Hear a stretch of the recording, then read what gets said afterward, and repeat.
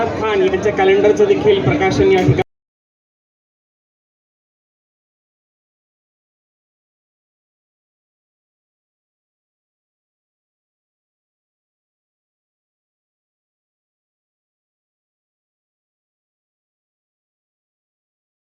आहे सर, आणि आज हे देखील आपण केलं आहे. आणि नववर्षानिमित्ताने महाराष्ट्राच्या जनतेला काय म्हणतात? धर्मवीर आनंद दिघे साहेबांनी 31 डिसेंबरला रक्तदान शिबिराचा उपक्रम सुरू केला. रक्तदानाशिवाय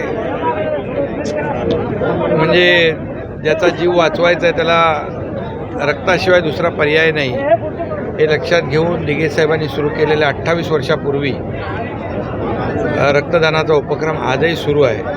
मी स्वतः रक्तदान 31 डिसेंबरला करतो.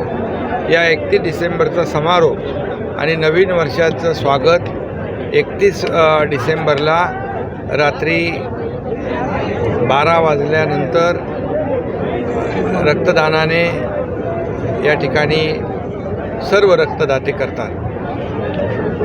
अशा प्रकारचा आगळा वेगळा हा उपक्रम आजही अखंडितपणे सुरू आहे. मी सर्व रक्तदात्यांना मनापासून शुभेच्छा देतो. त्याचबरोबर नवीन वर्षाचं मनापासून स्वागत करतो. 2024 हे नवीन वर्ष सर्वांना सुखाचं, समृद्धीचं, आनंदाचं, आरोग्यदायी जावो अशा मनापासून शुभेच्छा. या राज्यावरचं, बळीराजावरचं, सर्व सामान्य माणसावरचं संकट अरिष्ट दूर हो आणि या नवीन वर्षामध्ये सर्वांच्याच आयुष्यामध्ये चांगले दिवस येऊ द्या आणि त्यांच्या इच्छा आकांक्षा पूर्ण होऊ द्या आणि हे राज्य सुजलाम सुफलाम आणि समृद्ध होऊ द्या अशा प्रकारच्या सगळ्यांना शुभेच्छा.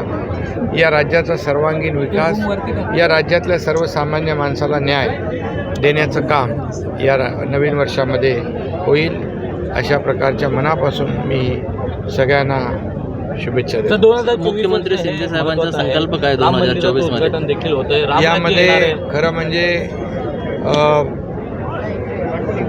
या नवीन वर्षामध्ये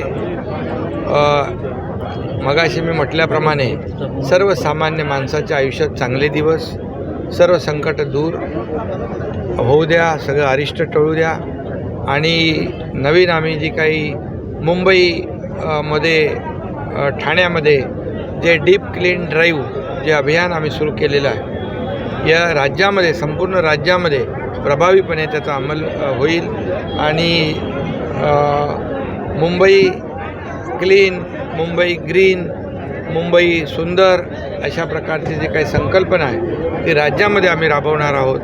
स्वच्छता मोहीम जी आहे ती, जी आदरणीय मोदी साहेबांनी 2015 साली स्वच्छ भारत अभियान सुरू केलं, त्याचं महत्त्व आज लोकांना कळतं आहे आणि लोकांमध्ये देखील खूप मोठ्या प्रमाणावर अवेअरनेस आहे. आणि म्हणून ही फक्त मुख्यमंत्र्याचं अभियान किंवा सरकारचं अभियान इतक्यापुरतं मर्यादित न राहता ही लोक चळवळ निर्माण होईल आणि सर्व लोकांची इन्व्हॉल्वमेंट याच्यामध्ये होईल आणि याचा परिणाम स्वच्छतेवर, आरोग्यावर नक्की चांगलं सुदृढ आरोग्य लोकांना मिळेल. राम मंदिराचं देखील 22 जानेवारीला लोकार्पण होतं आहे. मी एवढंच सांगू इच्छितो की करोडो राम भक्तांचं स्वप्न होतं. त्याचबरोबर हिंदू हृदय सम्राट बाळासाहेबांचं, आनंद दिघे साहेबांचं, सगळ्यांचं स्वप्न होतं की अयोध्येत राम मंदिर व्हावं. अयोध्येमध्ये राम मंदिर होतं आहे आणि तेही बाळासाहेबांच्या जयंतीच्या पूर्वसंध्येला 22 जानेवारीला त्याचं लोकार्पण होतं आहे. खरं म्हणजे ही मोठी श्रद्धांजली बाळासाहेबांना ठरेल आणि त्यासाठी करोडो लोकांचं स्वप्न साकार करणारे या देशाचे आदरणीय प्रधानमंत्री नरेंद्र मोदी साहेबांचं देखील मी मनापासून अभिनंदन करतो, मनापासून त्यांचे आभार मानतो. मुख्यमंत्री साहेबांचा आणि एक आपण पाहतोय की संपूर्ण राज्यभर, देशभर एक मोठा उत्साह या राम मंदिराला घेऊन आहे. राम मंदिराचं लोकार्पण हे सगळ्या एक देशवासियांसाठी आनंदाची बाब आहे. मुख्यमंत्री म्हणून मी संकल्प काय, राज्याचा विकास, सर्वसामान्य माणसाला न्याय, हे राज्य सुजलाम सुफलाम, या राज्यामध्ये भरभराट होऊ द्या अशा प्रकारचं एक नवीन संकल्प जो आहे हे राज्य प्रगतीपथाकडे जाऊ द्या आणि सर्व राज्यावरची संकट अनिष्ट मगाशी म्हटल्याप्रमाणे दूर होऊ द्या.